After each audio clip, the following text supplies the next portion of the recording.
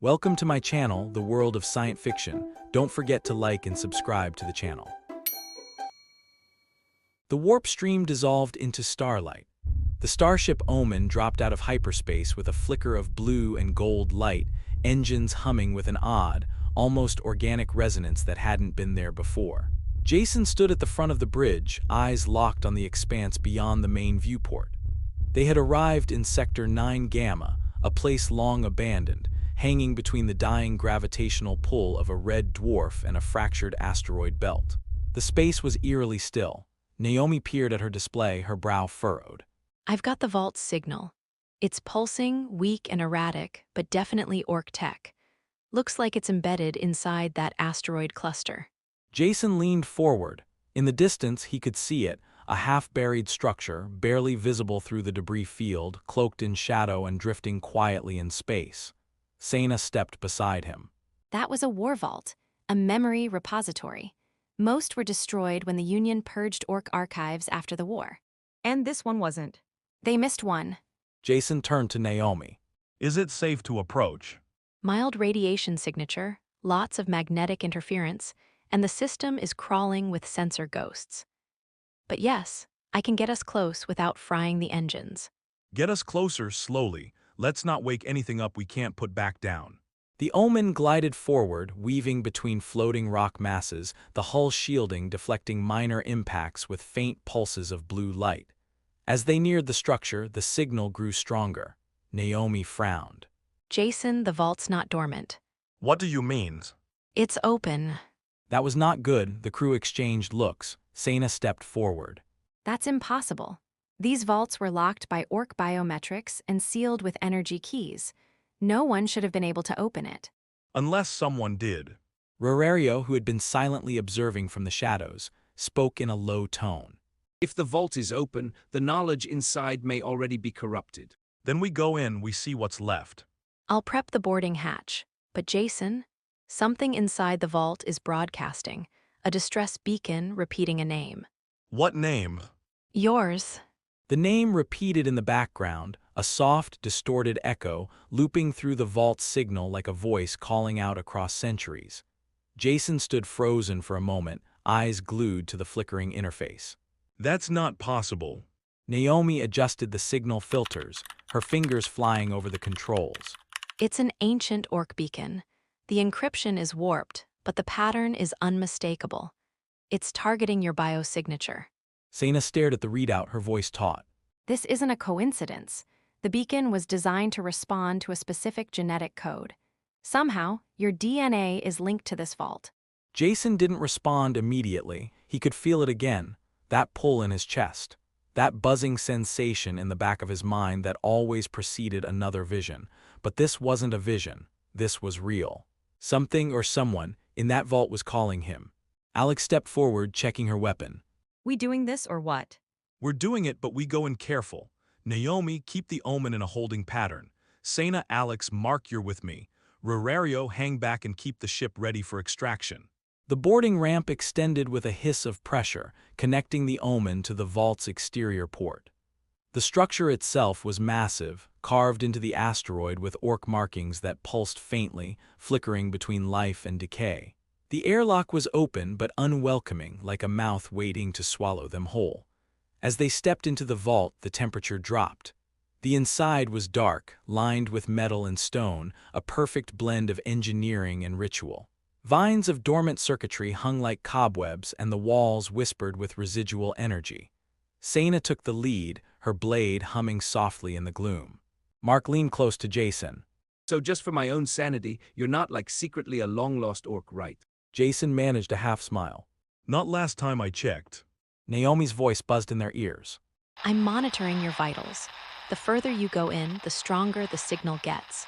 Whatever's in there, it's waiting. They reached a central chamber, circular, with a domed ceiling and a series of pedestals ringing the perimeter.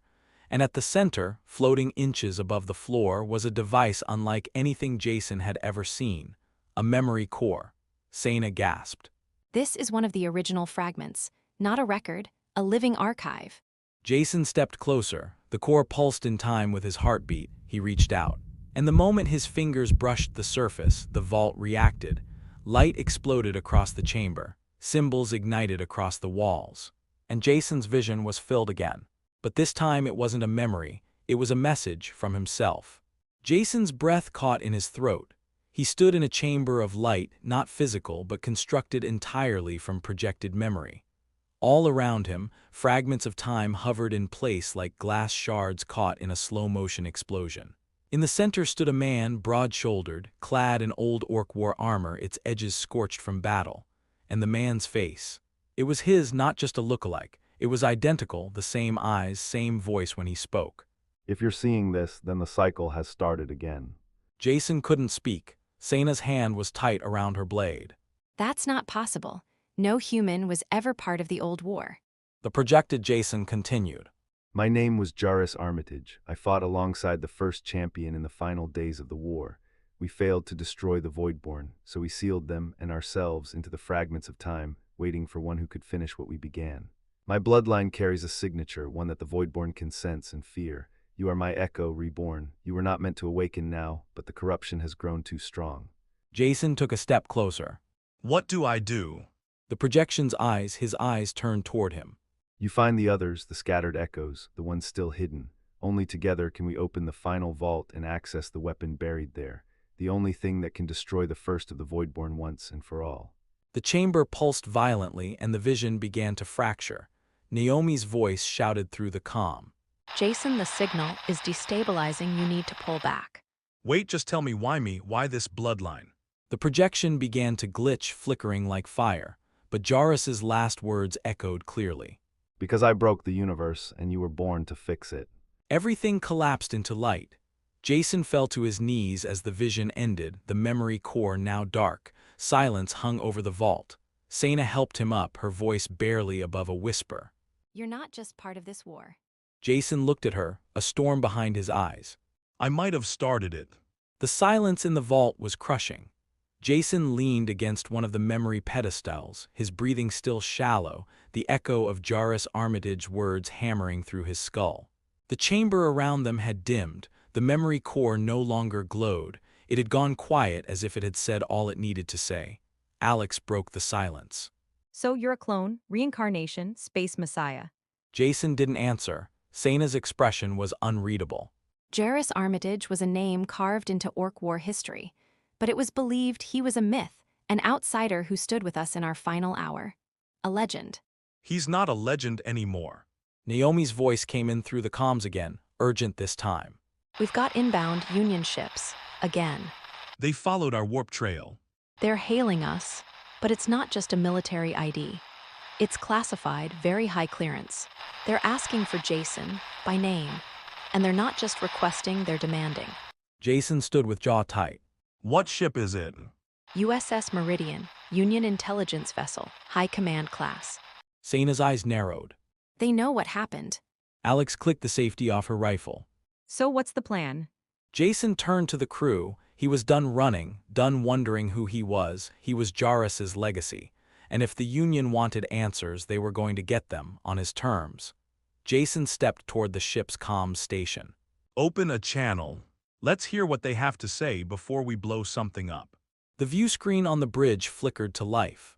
A man in a pristine Union officer's uniform stared back, silver-haired, sharp-eyed, and surrounded by glowing tactical displays. Jason Armitage, you've been very busy. Jason leaned in defiant. Who are you? I am Director Vanto, Union Strategic Intelligence.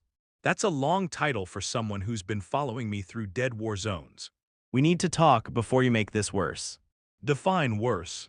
Vanto's expression darkened. Before you finish what your predecessor started and doom the rest of us in the process.